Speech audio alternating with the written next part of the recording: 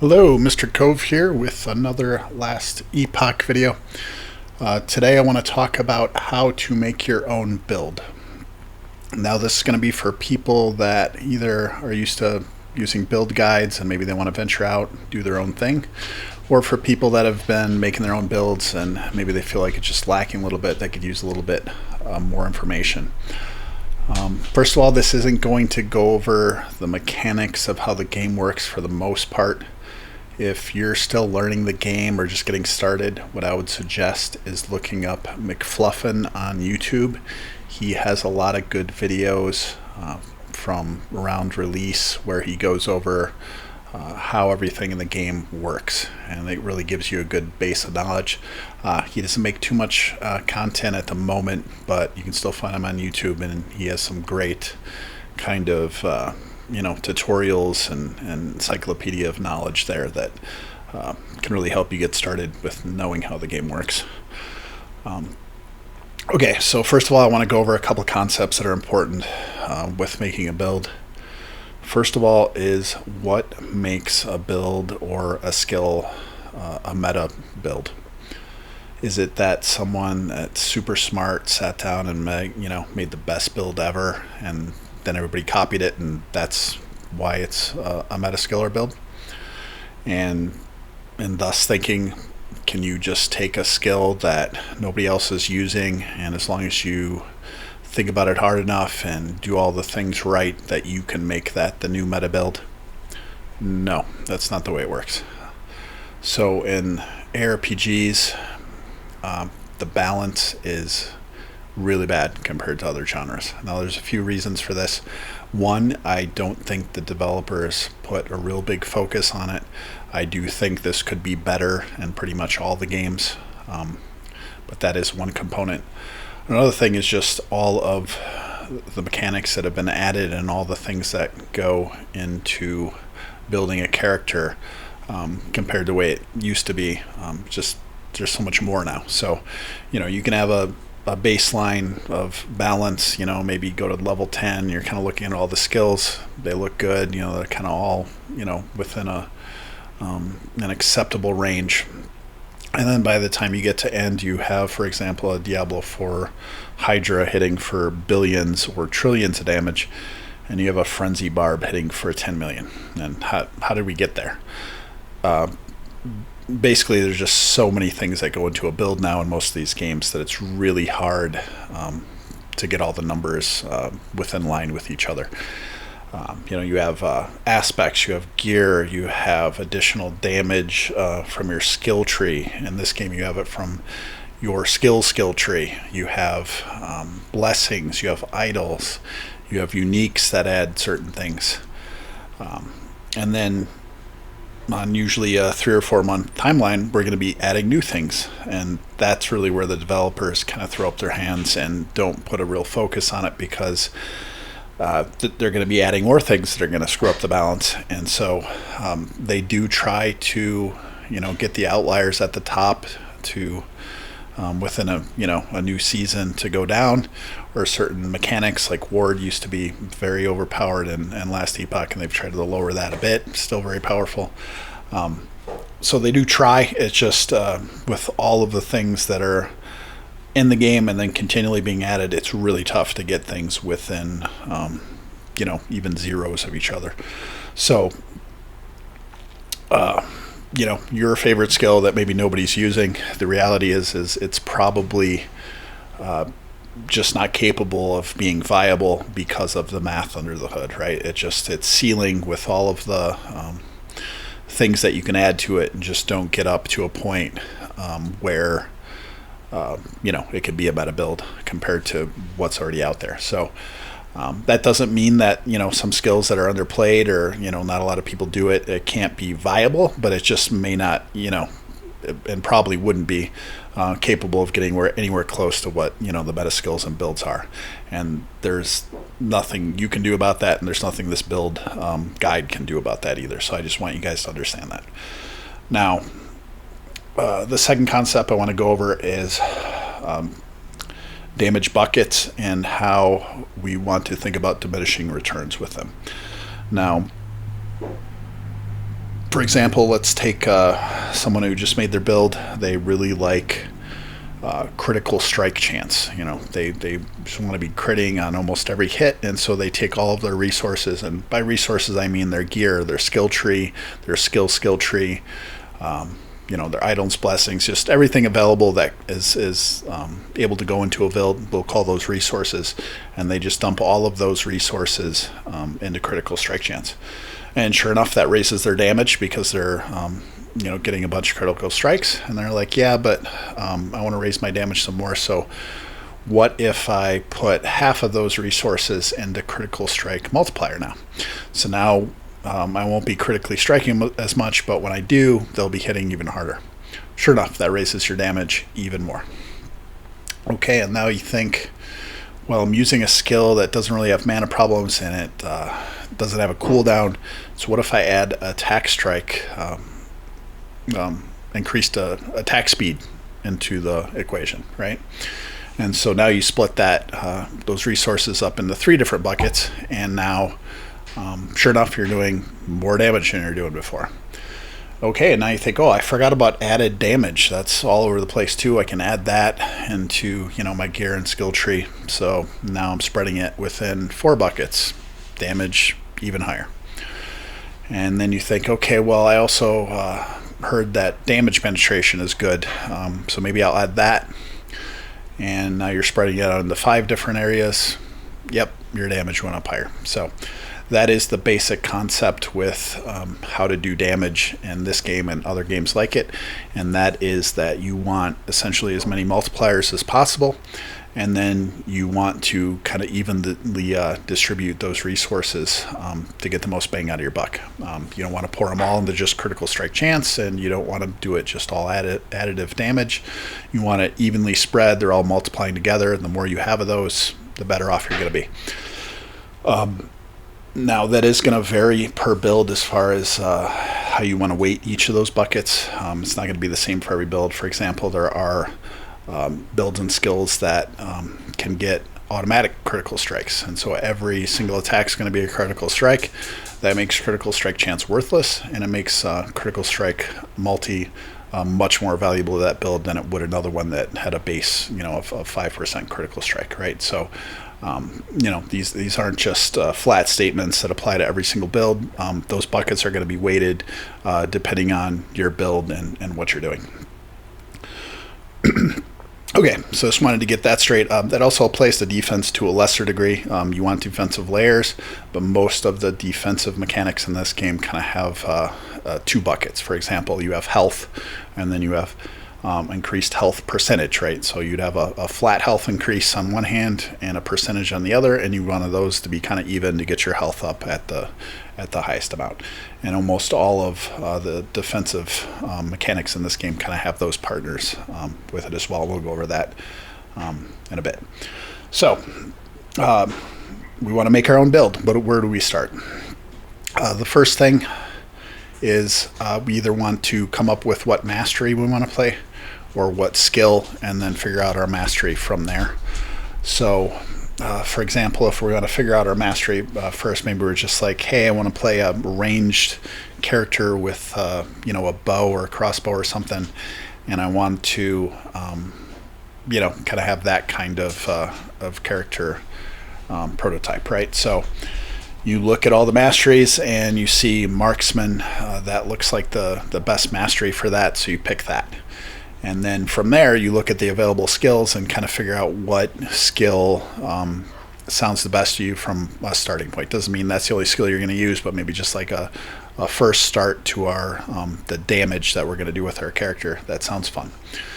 And then the other way to look at it is you really want to do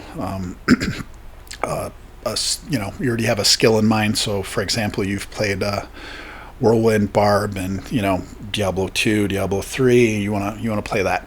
Well, there is a skill in this game that you can do for that, and so you pick Sentinel.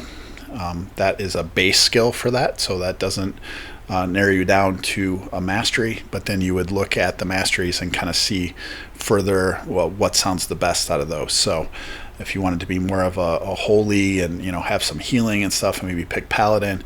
Maybe if you want to throw some minions in, take Forge Guard, or maybe if you want to be more of a dark, and focus on void damage, then you go with that. So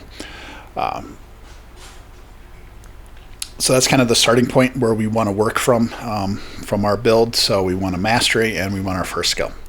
Now I'm going to use my build as an example, so it's going to be a little different here. What I did is looked at the addition of an aggressive stance for minions and wanted to play around with that.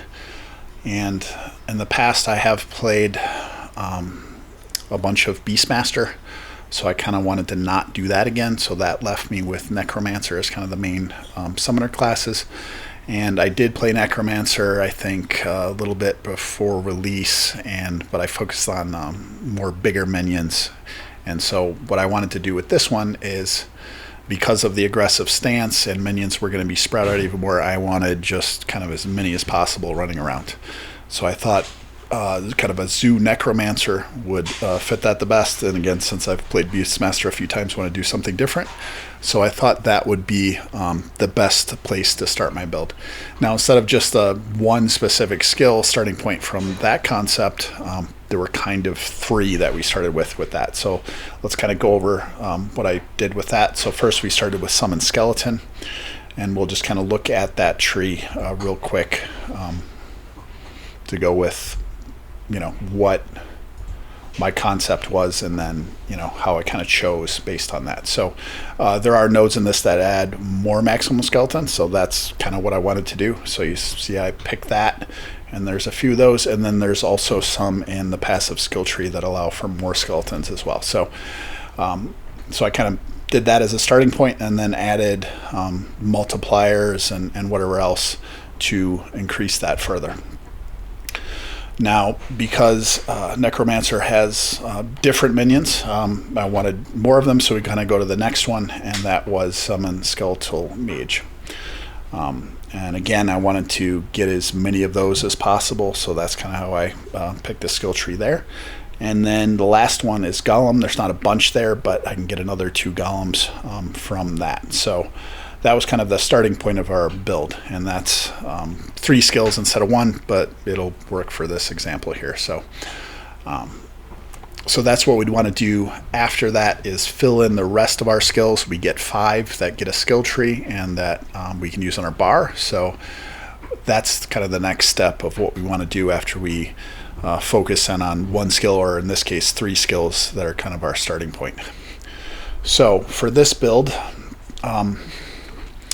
what goes well with that? So we have a bunch of different options we could do. If we wanted a movement skill, we could use one of our last 2 on that. Those are really good in this game.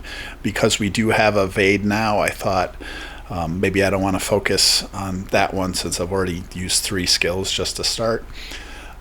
Do I want a debuff to make like bosses weaker or something, so I have a bunch of minions fighting that? That sounded good as an option. I could also do a buff, and that is actually what I went with here, and that is down here. We went with Dread Shade here. So let's go ahead and cast that on my dinosaur here, and this I got from an item, one of the Primalist items, so that gives me another minion, but that minion also adds damage to the rest of my guys. So we'll talk about that as well, as far as what kind of items go well with our build, but that's what we had there. So that sounded better than a debuff for a couple reasons. One, I still have my, basically like what is my character doing freed up, so this buff is persistent. It's on my dinosaur, and unless my dinosaur dies, that buff stays on it. So that raises the damage, and even though this dinosaur might not be attacking the same target that everything else does, when you get down to a boss or a hard target, everything else is going to be dead, and so you're going to be focusing in on an area on that boss. So that buff will still work in the same way a debuff would work, where it's affecting all my minions, or in this case anything that's around my dinosaur. So that is going to work well with my build. The last spot that I wanted, like I said, we kind of have our like what is our character doing freed up still. We don't have a use for mana. We're using persistent minions for 3 of our skills, so the only time we would need to be casting those is if they die, and we want to kind of spec so that doesn't happen. And then our buff lasts until our dinosaur dies, which isn't very often, so again, that's pretty much freed up. So what do I want to do with my last skill? So I want to use mana, and I probably want something that I can be casting all the time to make use out of my cast instead of just, my character is being active, it's fun, and, we have all of that available kind of resource, which is cast speed, cast time, all that kind of stuff available to us. So what makes the most sense as my 5th spot for this? I ended up with Summon Wraith here.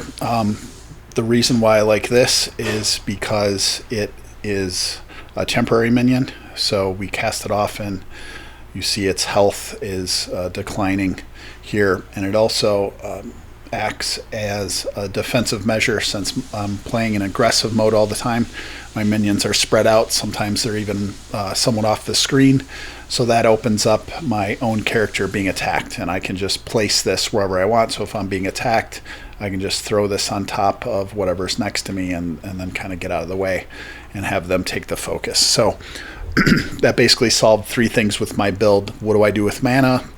What do I do with my cast actions or attacks or whatever? And then also, since my minions are all spread out and not going to be focusing on protecting me, what do I do about that? So that kind of solved all of that with also being a minion itself, so it gets all of the benefits that I'm going to be choosing in the the skill tree and with my gearing to make those better. Okay, so now I want to go over kind of how I thought about my damage buckets, and we're going to go over skill tree here. Now I did do this within the skill trees for each of them as well. But basically we have a bunch of minions. None of them are going to be a high base damage, right? So what is the first best way to increase their damage? And that's going to be adding flat base damage. So for example, this node adds 10 fire damage and 10 necrotic damage, and this is just a flat bonus going on their base. So if, for example, if my skeletons are only doing a base of 10 damage and I just added 20 more, that's basically a 3 times multiplier on their damage, where I would have to get 300% additional damage in order for that to be a 3 times multiplier on top of their damage. So for me, this damage bucket, I want to increase further since the base is kind of its own bucket, right? Now, for example, if this was an abomination and it was doing 100 damage or something as a base, well, adding 20 damage to that would just be a 20% increase instead of a 3 times multiplier, right? So you can see where my damage bucket differs from a different build, even though it's adding the same, thing. So that's where we have to think about, our starting point for our build and kind of how these damage buckets are going to be weighted going forward to kind of bring them up to an even level, right? So I need to add quite a bit of flat damage to kind of get it up to like medium, right? And then, at that point, maybe the diminishing returns kicks in after I add enough flat damage to the very small base damage, for this particular build. And then also because I have a bunch of minions, it's also beneficial to add things like, I just have 1 point in here to get armor shred. Since I have, 25 plus minions attacking at once, this adds up quickly as a nice debuff. Adding, where do we have here? Sorry, just looking for, just this one again. So minion ignite chance, minion dam chances are both just damage stacks that go on top of mobs. And again, since I have 25 of these, the stacks can add up to over 100 very quickly, so it does help with just degrading bosses down quickly. Whereas, if I had this for an abomination, I wouldn't get as many stacks. So that's helpful there as well. I didn't focus on crit too much, but they did have this new node where your intelligence is increasing your minions' crit chance, and I'm not very heavily invested in vitality, so I'm not doing too much more in that. But as the build goes further, I may be able to stack those things to get benefit out of this. But anyways, so I've tried to spread out my damage buckets. I started with the flat damage because I'm starting at a really low base. So hopefully that makes sense to you as far as, how damage buckets work, and then, how your build kind of defines where your starting point with each bucket is, right? And so if there's a bunch more, say, additive damage, so you have, increased, that's its own bucket. And say if through our skill tree we've added, 1,000, just for an example, percent additive damage or increased damage, the way they say it here, then maybe in our gear we don't care as much about increased damage because we already have 1,000%. So we have to think of that bucket as very full already. So maybe we want flat damage, or try to look for multipliers where we can. Now I do want to show you just own buckets that show up as well that are very important. This doesn't mean you just always pick them, but in general they are very much a priority. For example, this here, this is adding 60% damage, and this is the way it'll show up whenever it's doing this. It says more, and then it says multiplicative with other modifiers. That's telling you it's a damage multiplier and not just added damage or increased damage the way the other ones that all add up to its own bucket. So this is a separate bucket all in itself. If I had another node here that said doing 50% more and it says multiplicative, then that's its own bucket too. So those are going to multiply with each other. They're not going into the same bucket and becoming, say, 110%. They're actually doing more than that because they're multiplying on each other.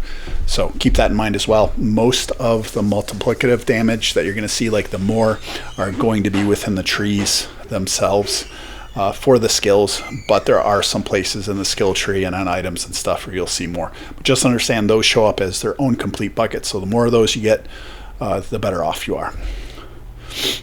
Doesn't mean you just automatically take them whenever you see them, because there are hard choices to be made there, but just understand that those are very important, and how they actually work. They don't go into a separate bucket where all of your more multiplicative damage is just added up into its own bucket. No, they each become their own separate multiplier on themselves. Okay, so let's talk about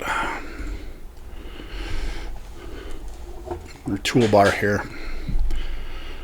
So all these are minions and stuff, so they're not going to show a DPS. Well, let's just put something else on for a second. Okay, so you see how this says 201 DPS there, right? Now, this isn't going to be accurate. It's not something that you should care about in particular, but it can be useful for, some things. So for example, say you have a weapon and you only care about the damage on the weapon, and one has increased attack speed on it and another one has just increased damage on it, right? And you're like, well, I just want to take whatever one does more damage, right? Whatever my overall DPS increases. So you can swap those weapons and look at this, and that will be accurate in the sense of which one was more, right? That actual number won't be accurate, but it can tell you like which weapon is going to have the higher DPS, right? Now that doesn't work for everything. Like damage, or say like necrotic resistance, penetration, or something. That's not going to show in any of these. That's just going to show you in game that you're doing more damage, on the mob itself. So, if you were to have a weapon that has penetration on it, this isn't going to help you at all. But in certain circumstances, you can use that in order to, just like check one item if all you care about is the DPS change for your main skill or something, right? So that's not going to be too often because there's a lot of different criteria we care about with items, but for example, that would be where you could actually use that number and have it be useful to you. So okay, so now let's talk about defense a little bit.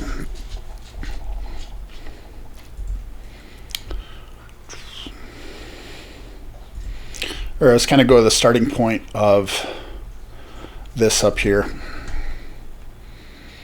So we have our base stats here. All of except attunement do kind of correspond with defense a bit. So vitality adds health and then some resistances. Strength gives you increased armor multiplier. Dexterity gives base dodge rating. And intelligence gives a ward retention multiplier. And then attunement doesn't do any of that, but can help you with like mana stacking and minions that use attunement and stuff. So depending on your class, like a rogue is generally going to want dexterity for their build. They're going to interact with that more. Acolyte and sorcerer are going to be more intelligence based. The primalist and stuff is going to vary between dexterity, strength, and there's also vitality builds. For example, a sentinel can do that a bit where they're getting damage based on their vitality as well. So this can be kind of a starting point of where you want to focus on defense, and then unlike damage, you don't want to spread yourself out into everything. You're much better at focusing in on a particular defense and then just having maybe some additional layers on top of that. So most of your defensive things have kind of partners. So for example, with health, you have plus flat health, and then you have plus health percent. For armor, you have plus flat armor, and then you can multiply that by a percent. Same with dodge. And then ward is a little different. You're going to have ward retention and then ward generation. Let me kind of show you that right now. So this is kind of the starting point for my build defensively. Say I have 620 ward here. This is from having this minion out here right now. But what I have that's early and available in my passive tree is this right here. And this just works really well with my build since I'm going to have a bunch of minions. So you have additional word per second for each minion you have active, up to 20 minions, word per second per minion plus 10. So I'm going to have at least 20 minions up at all times. So this is generating 200 word per second for me. And the way that works is you have word generation. And then you have word retention, which kind of tells your character how high you can possibly get. So the more word generation you have, the more you'll be pushing kind of the equilibrium because word decays over time. So let me show you. Let me just summon all the minions here. And you see how my ward number is going up as I do this.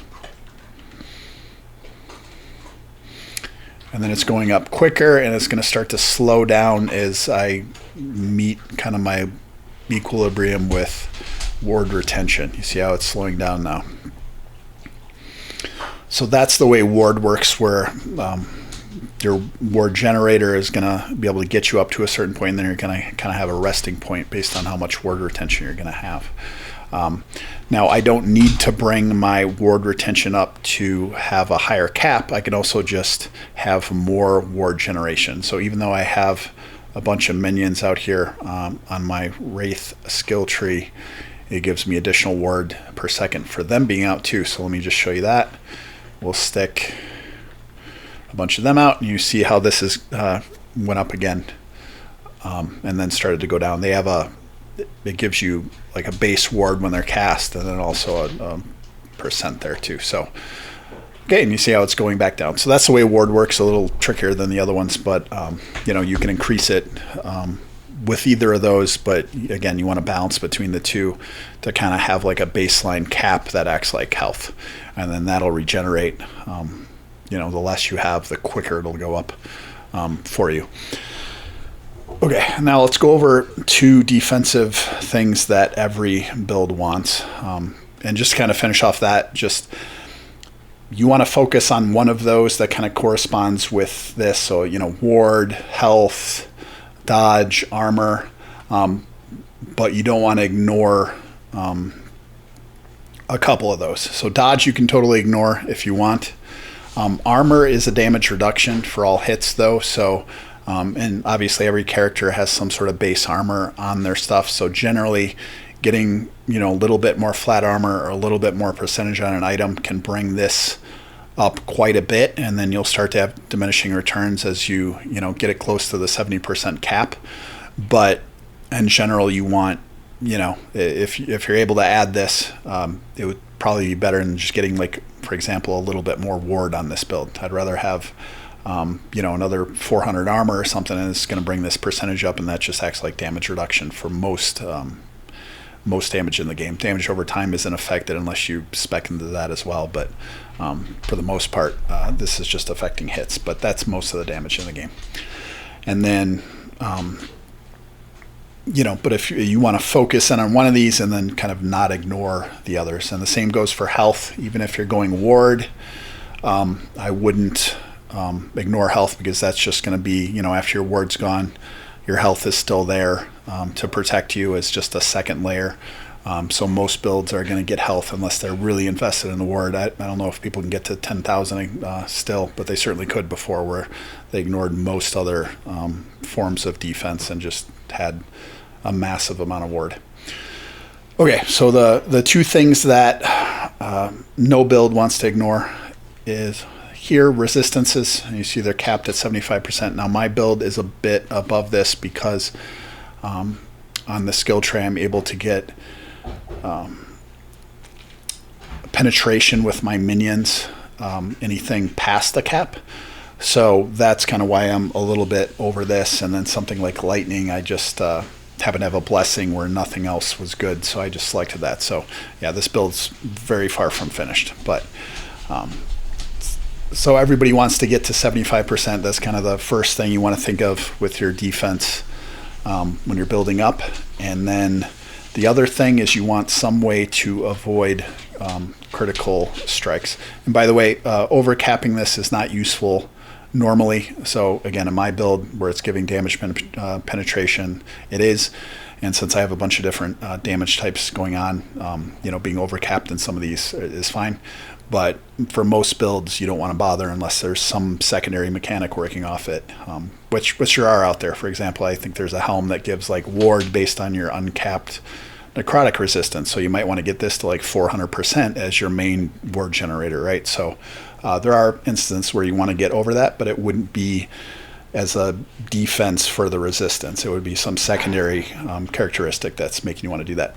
Okay, so there's two ways to avoid critical strikes. First, let's go to defense here. There's critical strike avoidance. I just, again, took a blessing that added more of this, so I haven't swapped out my gear to get this down to 100.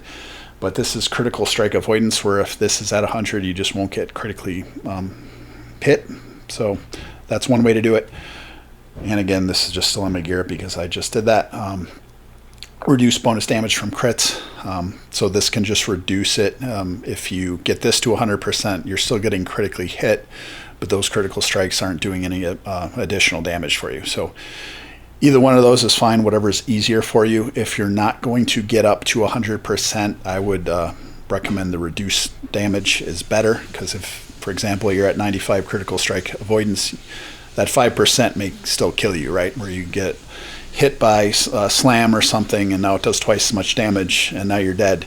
Even if that's 5% of the time, that's not really 5% you want to be working with. Whereas reduced bonus damage from that, when you're getting critically strike, it's just 5% extra damage. That's much more easy to deal with any build than just taking double damage some of the time, even if it's as low as 5%. So if you're not able to get to the cap and have a choice, this one would be the preferable one. So that's kind of the two basic defenses that all builds want to deal with. And then again, you kind of want to focus in on at least one of these other ones where you're getting a bunch of armor, or maybe you go block. This has a partner as well. You see block chance and block effect in this, where you want to evenly distribute between the two to get the most effect out of that. Same with armor and armor multiplier, dodge, dodge percent. You get the idea. Ward retention, right? Okay, so another thing I want to go over with is just knowing the difference between some things. This is going to have it here, but for example, if you have plus flat percent critical strike chance on a weapon. That's normally when it appears. And then you have critical strike chance, percent increase as well, right? So this could add, say, 10% critical strike chance. That's actually a really big number if you're working off a 5% base, right? So it would, just like flat damage that we're looking at with the minion there, 25 minion melee, 25 minion spell, that critical strike chance is added to your base.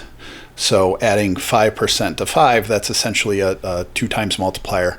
We're adding 50% increased critical strike chance is only going to be a 50% multiplier, right? So you'd only be at 7.5%. So just know that that exists too. So you're reading that correctly. Just understand that that's in the game and maybe not clear, as well. Actually, one other defensive layer I want to go over just so people understand how this works. We have endurance. The way this works, again, it has a partner, endurance, and endurance threshold. Endurance threshold is where this kicks in based on your health. So at 348 health, any damage that I take past that is going to be reduced by a certain percentage. In my case, it's 42%. These are just kind of things that were put on items that I haven't replaced yet. So this is, if I want 42% endurance, and this actually caps at 50%, so that's actually really high already. I'd want my threshold much higher to take advantage of that. So, a build that focuses in on endurance would be a health build, and then usually want to have this threshold quite high. So say, up to 2,000 or something, and then get this to 50%. And then essentially when you're getting down to 2,000 health, all damage below that, including damage over time, is going to be reduced by 50%. So that can be a very effective defensive layer as well, but generally works on health builds since, if you're working on ward, generally the stuff that's available for endurance is going to be for builds that go life. So just know that. Another defensive layer that I guess counts as defense as well is life leech. The way that works is, so for example, melee life leech. I do have this on my minions. This isn't an instant leech. I think it works over 2 seconds.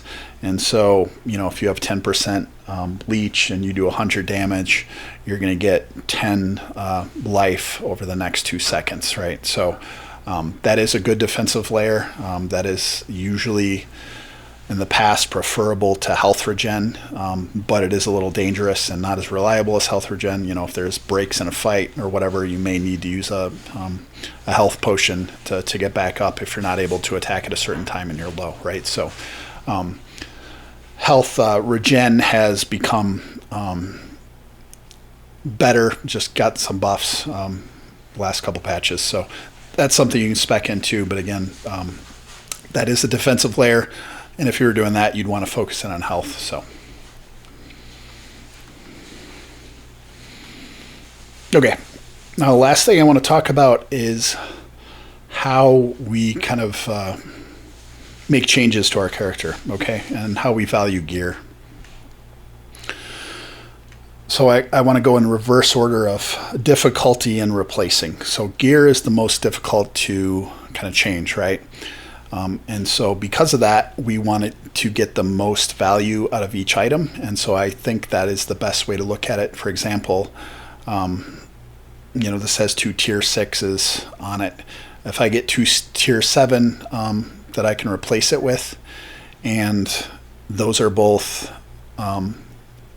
modifiers that are good for my build, then I'd want to swap those out because that helm is just adding more overall value than my previous helm. But obviously that would change things, right? So maybe now, because I got rid of poison resistance, that I got 70% void resistance or whatever, right?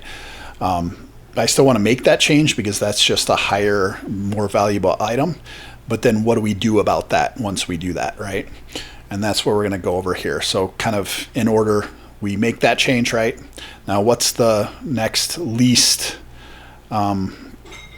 easy thing to change for a build? And that's going to be within our skill trees. So say if we had a defensive skill that we were using, like it was just a little buff and it gave us resistances. And this is just an example. I'm not saying this exists, but just for example, it was giving us void resistance, but now we put that on our helm. We don't need that anymore. So now we're switching that to poison. Okay, we can do that through the skill tree. Respecking does require us to not have, as many skills for a while. Early in the game, this takes quite a bit longer.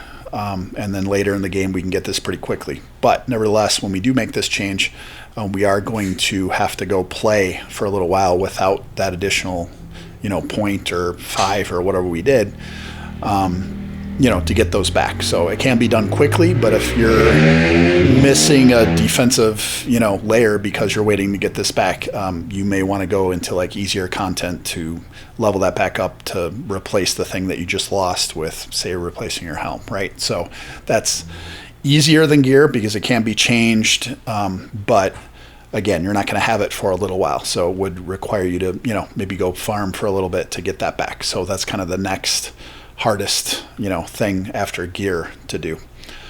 All right, the next easiest or next least hard thing to change would be our skill tree.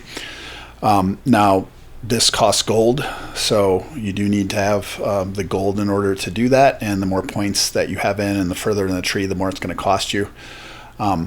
But unlike the skill tree, you can make these changes immediately. You don't have to go play without some points for a while. So this is easier than the skill tree.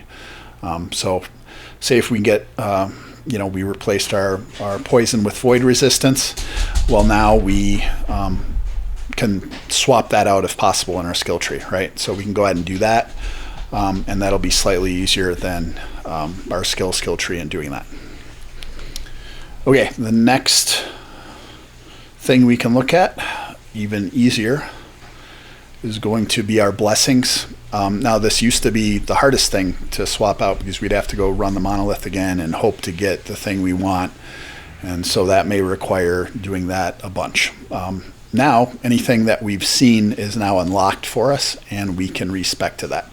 So, we have things here. This is the reason why I have such high critical strike avoidance, because I wanted to swap to this as a blessing and then take it out of my gear when I get the chance. So that's why that helm, is basically a wasted stat right now. I just haven't gone through my helms and made a replacement. But we're using this. But say we, wanted to add our void resistance through here, and something that we unlocked, we could do that through here as well. So that's an even easier place to do it. And then the easiest of all is going to be our idols. And I would suggest making these as flexible as possible, filling in resistances, stuff like that. And then, once your resistances are capped, your critical strike avoidance, whatever you're using these for are capped, then you can kind of put in just good things, that help your build. Let's see if I have any here. So this is just more ward, more health, right? So I just threw that in.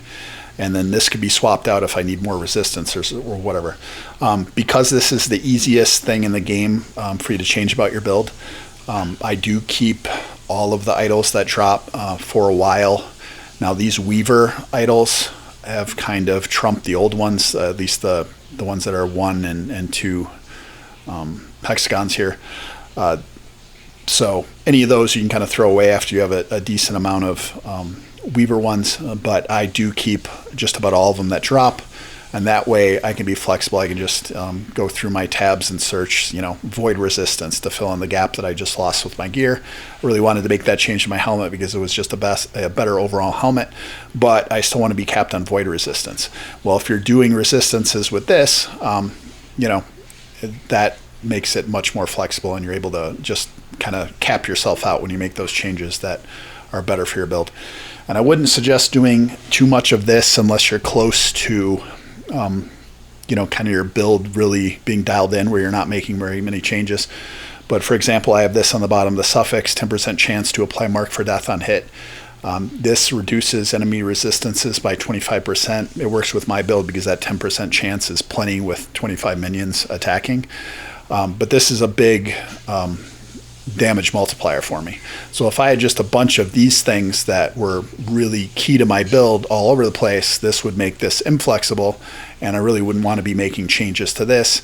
That might make me keep worse gear items than I otherwise would, because I don't really want to make that change. I don't want to be, I don't want to go down to 20% void resistance. So I keep the worse helm and just keep kind of making those decisions, because my build's kind of already concrete and flexible. So having less of these things where it's really key to your build and an important part of it, and more flexible, like you see this, just physical resistance, void resistance, physical.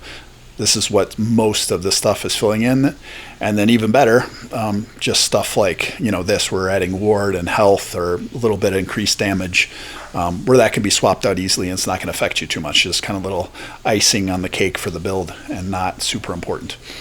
So that is about it for how I would think about gearing. Again, you want your gear to just be best in slot available with affixes that make sense to your build. And then use the rest of your, skill tree, idols, blessings to fill in the gaps to still keep it, relatively same. But your power level will continue going up by gearing, because you're just increasing the value of that particular item over and over. And you're not afraid to make that change, because you've remained flexible with the rest of your build, and specifically with the idols. Okay, so that kind of covers how I would prioritize doing that stuff. As far as defense versus offense, this is going to be, since you're making your own build, you're not using a build guide, you should just feel this out as you're playing. And then the skill tree is kind of the best place initially to make those changes. If, it just takes some tweaking, and you just pull some out of offense, put them in the defense if you keep dying, or you find yourself really not taking a lot of damage, so maybe you put too much defense in your skill tree.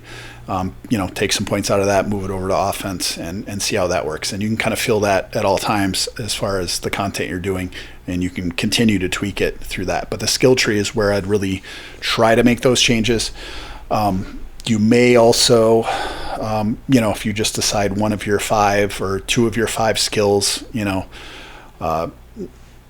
need some more defense, and there's defensive options that you can fit in there, then that might be something you do as well, even though, you picked a different 5 to start. You want to remain flexible and listen to what the game's telling you. If you're dying, add some more defense. If you're, barely taking any damage, then you can afford to add some more offense, and go ahead and do it. And then you can always switch that back.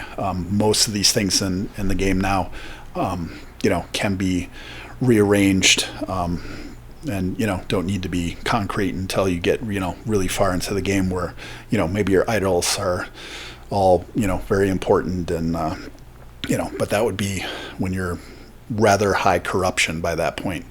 Before then, you want to remain flexible and make tweaks as you need them. So I think that's about it. Hopefully that was mostly just conceptual, and people understood how to apply it to their own ideas for a build. Again, if a lot of this stuff didn't make sense because you're just not sure how the game works in general, look up McFluffin. He'll give you some great information on his videos, and you can learn the game through a few of those. And then hopefully this video makes more sense to you. But that's about it. Good luck in your own builds, and I will see you guys all later. Take care. Bye.